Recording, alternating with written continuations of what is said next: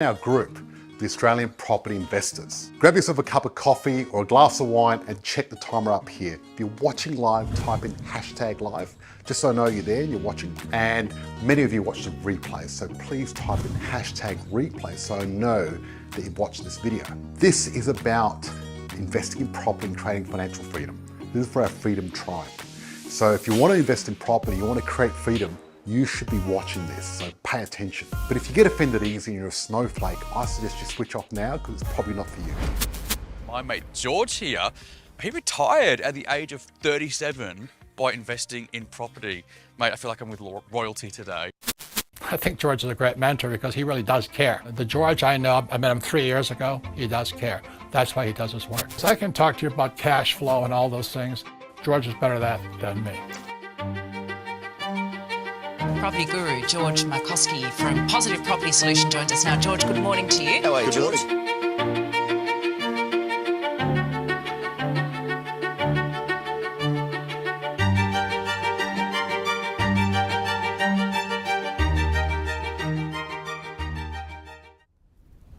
Okay guys, me and my team are about to go live, so make sure you grab your beverage of choice, sit down, and you're in for an amazing show.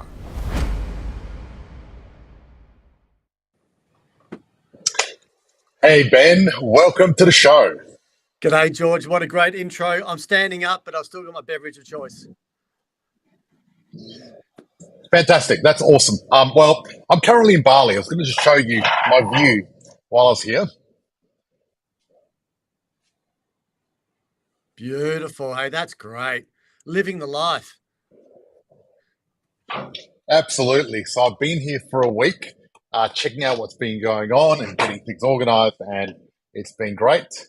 And I really look forward to our little conversation tonight, and I'm sure a lot of people are looking forward to, what we're going to talk about. So Ben, tell us a little bit of background, about what you do and everything else like that. Yeah, certainly. Thanks.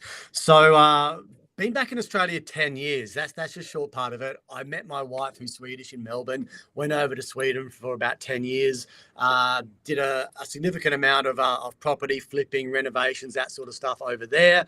Also held down about 5 jobs at the same time. So one of your previous podcasts there talking about hustle and the mindset of getting out there and doing stuff was definitely doing that, even working night shift and night jobs. So that was over there, working as a personal trainer. Yeah, ran a few businesses, came back here.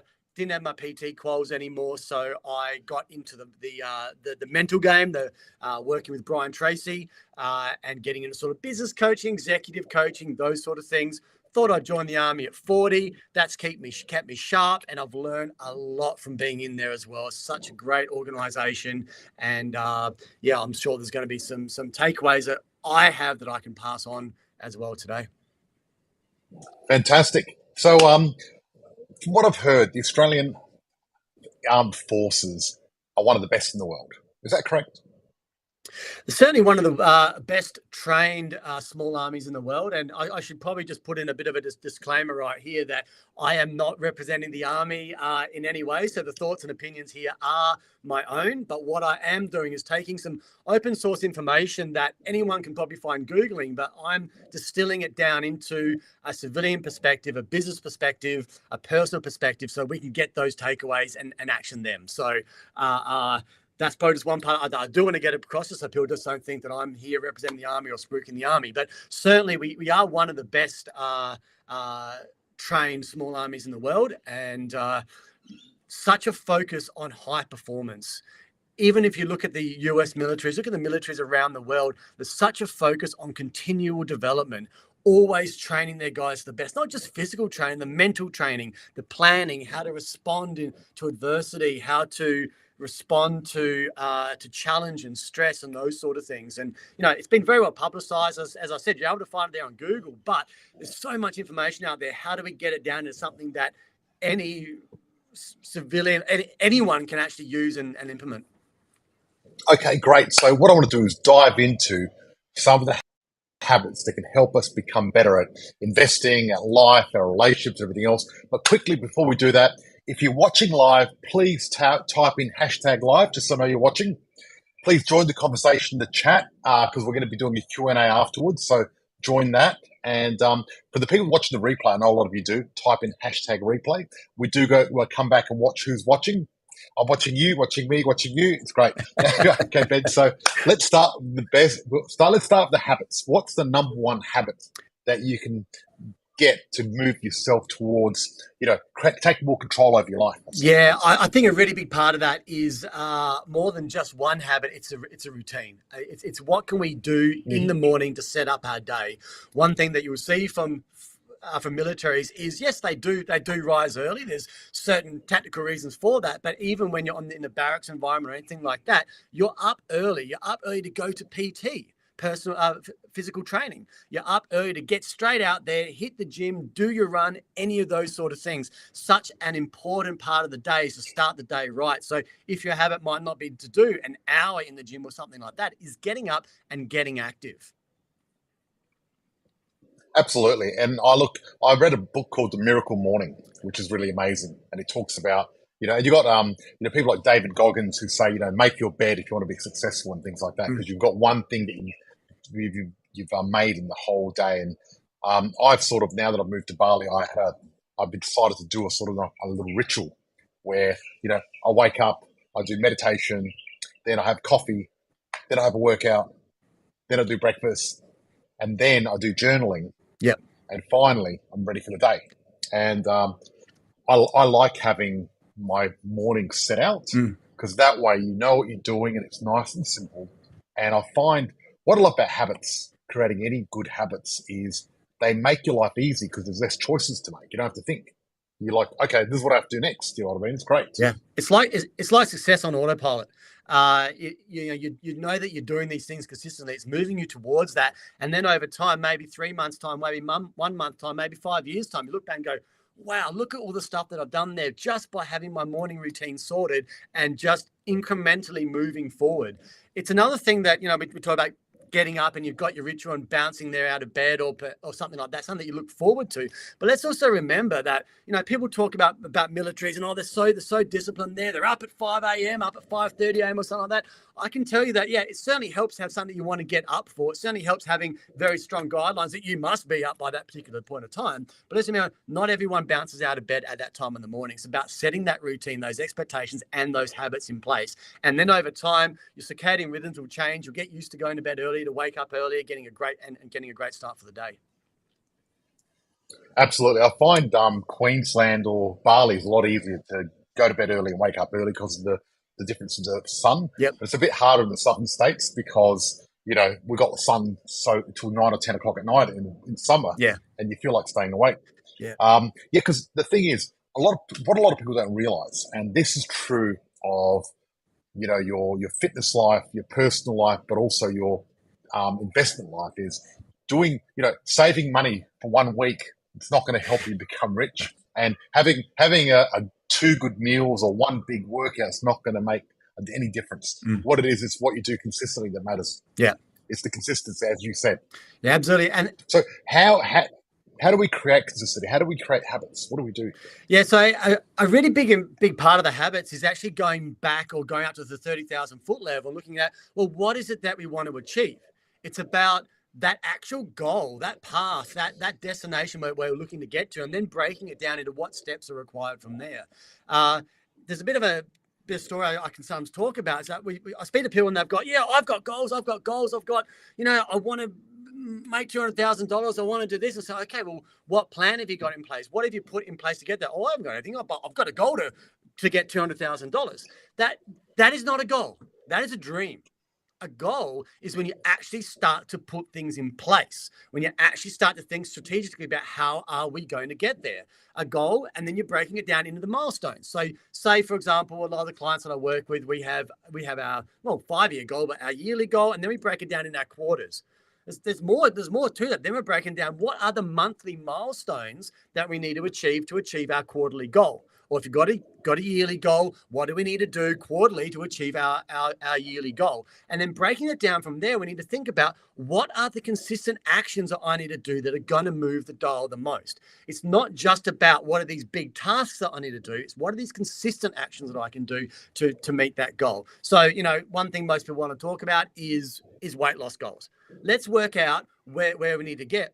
But let's also work out first of all, where are we currently? Where's that gap from where we currently are to where we need to go, and break that down into these milestones. It will be really tough to think, oh, I'm going to lose 10 kilos. And that is an absolute massive uphill climb for you.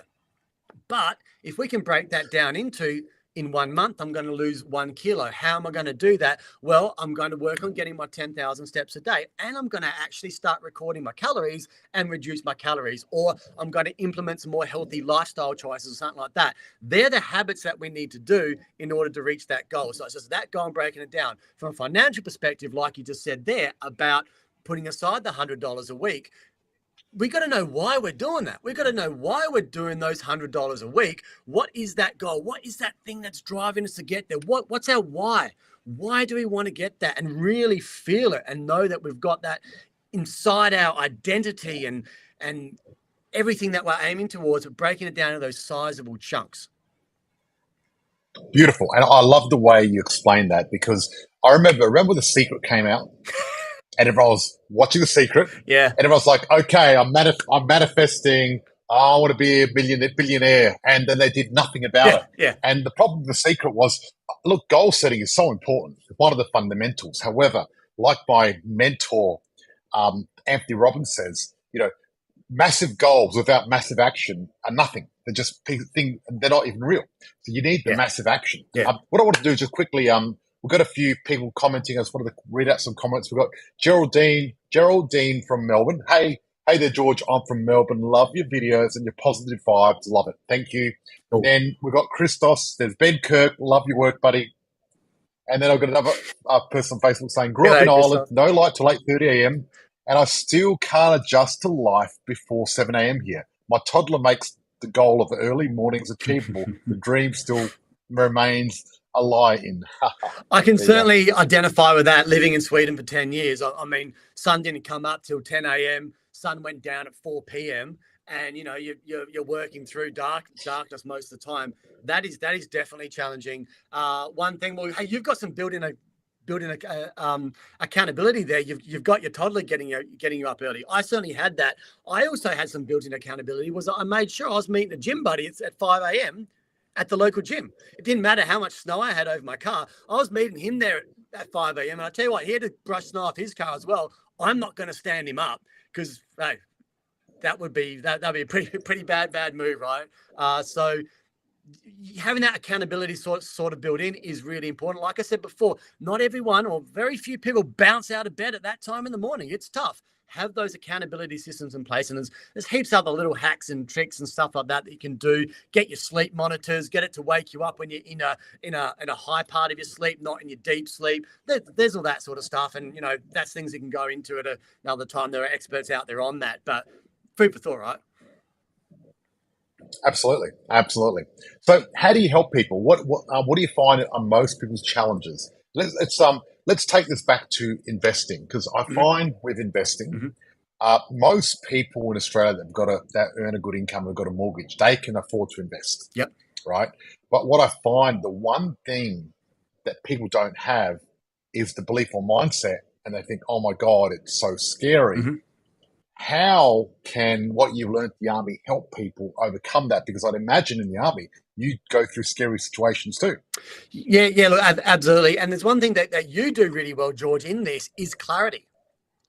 Most people that I'm working with, whether it's in the business sense, working with entrepreneurs or anything like that, they lack this sort of form of clarity about what the actual next step is. There is so much information out there. There's so much information. There's one person telling you to zig. There's another person telling you to zag. It's like, what information do we follow? It's this part of clarity as to where we want to go, what those milestones are again, and what the steps are to get there. What you do, George, is absolutely fantastic with that, is you're giving people a very definitive answer to what they need to do.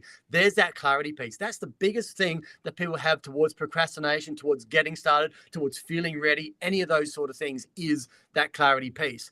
And built into what's called the sort of military appreciation process is stepping through all these parts of clarity. When we've got something that we want to be able to do, it's all these checks and balances and that are built into the systems there that we need to do in order to get clarity. And it's, you know, it's step by step. It's what's coming up first. It's mind mapping it through. It's putting a little map on the ground. There's all these sort of things to get absolutely clarity, because you cannot perform as a team in those high pressure environments if you don't have absolute clarity on what that objective is that you need to go to. And also, what are those checkpoints along the way? Who do we need to RV with, rendezvous with? Who do we need to see on here? What should we be looking for along the way? What are some decision points that we need to trigger or see in order to make our decision on that very next step? Absolutely. See, what a lot of people don't realise, and I think this is the case with military force, the most important part is logistics and communication and coordination. And if you don't have those three things, it doesn't matter how powerful your army is. And we've seen a bit of that, what's happening in, you know, with the Russia-Ukraine conflict at the moment, and how, you know, Russia hasn't got the coordination and they're not really working together. Any comments on that?